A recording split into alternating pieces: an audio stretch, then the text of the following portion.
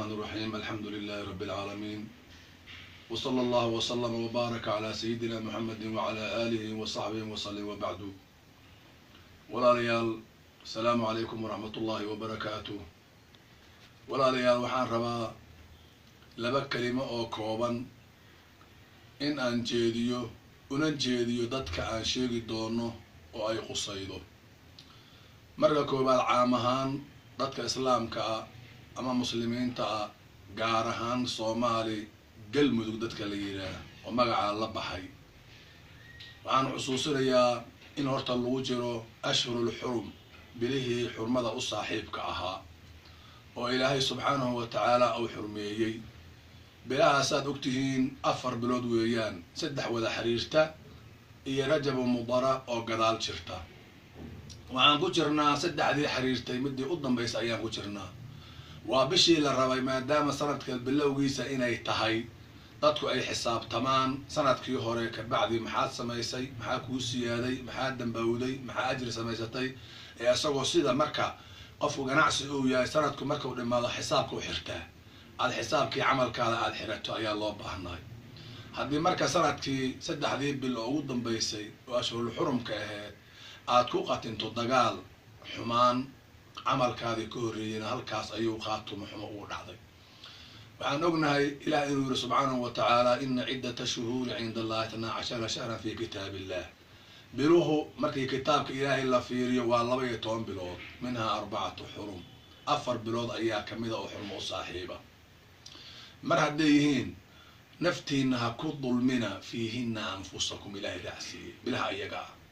naftiina ha dulmina, naf qayrkiina ha dulmina, adiga hees dulmin, ummadana ha dulminin. حديث القدس إلى وحكير سبحانه وتعالى يا عبادي إني حرمت الظلم على نفسي وجعلته بينكم محرما. أنا ظلمي نفتي إذا كحرمي وإن أنا ضد ظلمي ديار أميه الدومن كيجا أذين كان وحان إن كيا لي دحدينا من حرام إن أسطول مثلا هي ظلمنا إسكيل ظلم إسكيل عليه. تاز مركب وحيد على إن بليه أيجا كوقت إن ظلم يفلقادو عبادة الآن يوحان دعي كرنين أو خاتم حما وصعد الله صلى الله عليه. waxaan rabaa galmudug sideeda, galmudug waxaa weeyaan dad isu yimid waaye. qof inta gurigiisa loogu taga lasoo bariyoo la yidhi axaad ka leedahay, kaana maamulna ma jiro. baawar sheer ayaa wax lagu qaybsaday. markii lagu qaybsaday nin walba carafkiisa waxau galay inuu madax noqdo, hadday madaxweyne tahay, hadday ra-iisul baarlama tahay, hadday ku-xigeenka tahay, hadday madaxweyne ku-xigeen ay tahay, hadday labaad ay tahaba. nin lasoo bariyoo la yidhi axaad ka leeda ma jiro. nin walba waa uu yimid, intay ciiriinka ahay ayaa la qaybsaday, ayaa qof walba jagaas ayadaa asagoo beel matalaya ayaa lagu qaybsaday. marka nin walba inuu nin walba tiisa u ictiqaadiyo oo uu ku dhowro oo ku xushmeeyo ayaa horta waajibka uu yahay. anaa wax kaa dhiga iyo anaa ku tuunin wax laga dhiga ma jiro. kulli waxa weeyaan intaan arrintu ay curdanka ahayd, dhibka la soo marayay ayaa ciiriinka lagu qaybsaday. qofkaas ogna anaguna ognahay, maxaa dadka ayaanu ka tirsanoo banaanka ma aanan imaanin.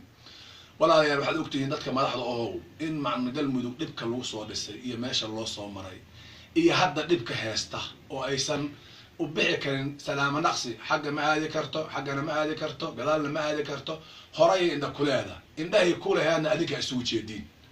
indhahii meesha wax lagu arkaya adinka ayaa isugu jeediin. taasan sax maahan.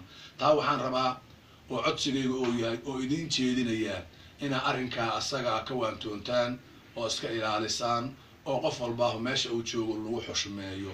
nidaamaa jira meeshaan wax kala ilaaliya. haddii xukuumaddu inta tagta heshiis soo gasho ayadoon gadaal wax laga sheegin, markii uu yimaado baarlamanka loo yimaado, waxay ku fiican tahay kuna fiicneed in la yidhaha heshiiskaad soo gasha kee meesha soo dhig. hadduu cuntami waayo lagu laado qofka bis dhib keena imayso. ayadoo waxba lagaadayn uusan shaki uusan dhicin oon qofkii aan isaga shakhsiyadda loo gudbinin, halkaasaaba looga adkaa karaa. taas baaq macnaha maaha. baaq waxaa le wax la is ogyahay ayaa la yidhaahdaa. taas ujeeddada waxa weeyaan codsigaygu ou yahay in qof walbaahu meesha uu joogo in lagu ixtiraamo oo asna is ixtiraamo. taasna waan wanaagsan oo islaaxa aad gashaan. qofka adinka daa isxalina, cid idin xallihaysaa macnaha ma jirto. galmudug dhibkii loo soo maray haddaysa iyadoo isxallinin cid korka uma hayso ama samada laga hodiraa ma jirto. qof allah qofkii u yimaadaaho asaga ayuu wuxuu ku yahay cadow wada jirkooda ayuu ku yahay. taa waa dardaarankayga.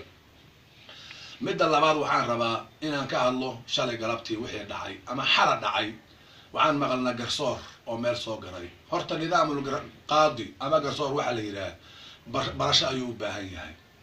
markaad gar qaadayso oo xugun qaadayso wuxuu u baahan yahay muddaci iyo muddaci calayhi in la helo.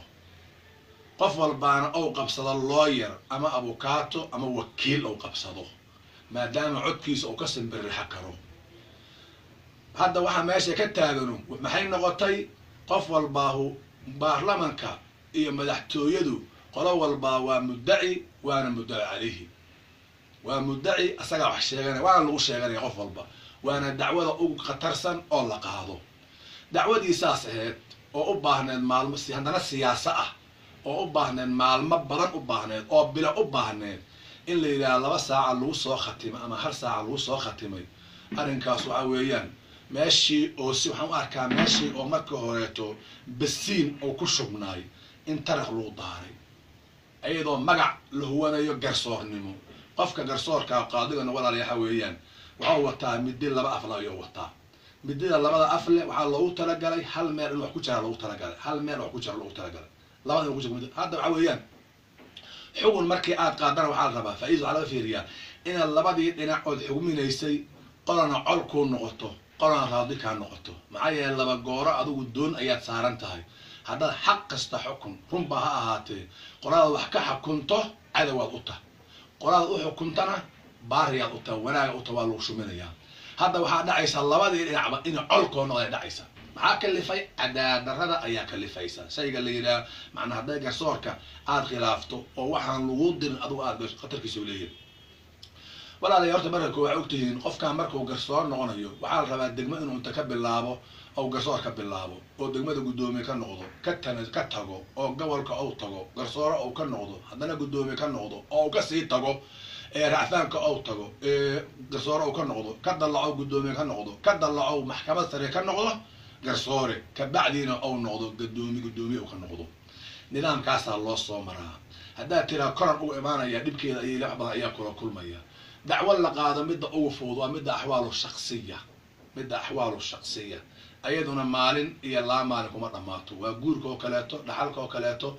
hadda ka hor waxaa dhacday laftigeeda qatar ay mar imaan haysaa mid gaal oo kufaarahoo weyn oo talyaanigii hore ah oo waddankaas dhaxoo dhan sow sheega ka ahaan jiray racfaanka asagoo heestay ayaa seminaar aan qaadanay 6 bilood ayaan waxaan weydiinay waxa la yidhaahdo xugun aad gasho kaa kuugu dhib badnaay. waxau soo dhex galay axwaalu shakhsiya waxa ay u dhib badnaa buu yidhi nimaa islaan guursaday waa uu furay nin kalaa sii guursaday waa uu furay oo cunugii u dhashay wiilkay dhashaa la isu qabsaday. kii hore wuxuu yidhi anaa dhalay kanna wuxuu yidhi anaa dhalay. markay isu qabsadeen islaantiyaa xanaaqday webiga mara wuxuu yidhi meesha hirshabeelle mara ayuu inta factory oo geed weyn oo soo goysay oo webigii biyo dhex dhigtay ayay cunugii dul saartay buu yidhi aasi ka tagtay. mid kale inta yimid wadada maray ayuu cunugii soo qaatay. dacwadii awal 2 geesood ahayd 3 ay noqotay yuu yidhi anaa soo qaatay iyo anaa dhalay iyo wuxuu dacwo aan qaado taas ay u dhibanaado. waxaa weeye shaygaas maxaa weeyaan waa axwaalu shakhsiya. shaygu mar hadduu siyaasa yahay asagu sidiisaba waxaa weeyaan siyaasa wax dhow macnaha maaha. awalna waxaa aanay sax aan ilaahay maamul goboleed inuu yeesho maxkamad sare.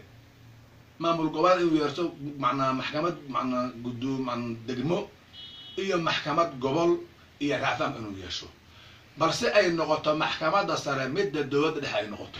taasna waxaan u sheegayaa dadka shuruucda dejiya oo waxaan ka wada shuruucda qawaaniinta oo baarlamanku uu yahay taa in go-aan laga qaato inaan maamul goboleed la dhihinin. waxaad leedahay maxkamad sare ayaad inaan dhihinin ee la yidhaahdo racfaan ayaad ku siman taha halka habar ay noqoto. maxaa yeelay shaygu hadduu madani yahay iyo hadduu ciqaab yahay iyo hadduu axwaalu shakhsiya yahay isagu maxkamadaasuu ka bilowdaa. falaakiin mar hadduu shaygu uu yahay siyaasa uu yahay maxkamad sare ayaa iskale maxkamad sare ayaa iskale. taasna waxa weeye nidaamka qadaha loogu talagalo weeyaan. walaal waxaad ogaatiin qadaha lagu sheegayo nabigu wuxuu sallallahu alayhi wasallam man jucila qaadiyan faqad dubiha bighayri sikiin.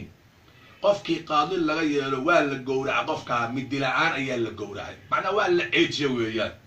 taasuna intaas weeyaan.